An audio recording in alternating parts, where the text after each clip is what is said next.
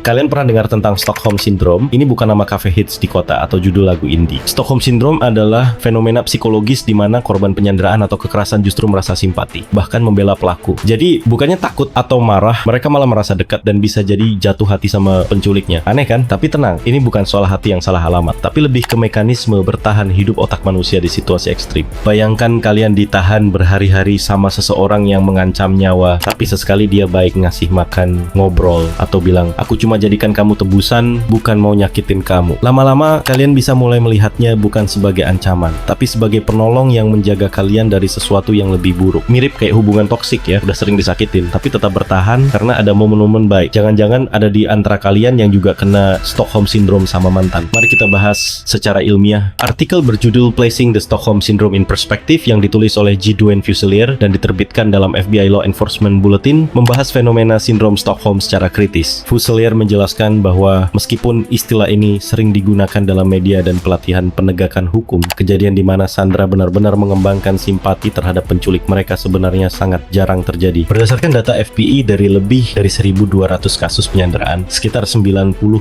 korban tidak menunjukkan tanda-tanda sindrom Stockholm, dan bahkan jika ada perasaan frustrasi terhadap polisi, itu hanya terjadi dalam 5% kasus lainnya. Hal ini menunjukkan bahwa sebagian besar Sandra tetap memahami bahwa penculik adalah ancaman, sementara polisi adalah penyelamat mereka. Fuselier juga membantah beberapa kesalahpahaman umum terkait sindrom Stockholm, seperti anggapan bahwa negosiator Sandera bisa mengalami keterikatan emosional dengan pelaku. Penelitian FBI menunjukkan bahwa negosiator tetap objektif dan tidak terpengaruh oleh hubungan emosional dengan penyandera. Selain itu, ia menyoroti bahwa faktor utama yang memungkinkan munculnya sindrom Stockholm adalah interaksi jangka panjang antara Sandera dan penculik, serta perlakuan baik dari pelaku terhadap korban. Namun, jika Sandera mengalami kekerasan fisik atau psikologis, kemungkinan munculnya sindrom ini hampir nol. Dengan demikian, Fuselier menekankan bahwa penegak hukum perlu memahami sindrom Stockholm dalam konteks yang benar dan tidak berlebihan dalam menggunakannya sebagai penjelasan dalam setiap kasus penyanderaan. Kemudian artikel berjudul Stockholm Syndrome Held Hostage by the One You Love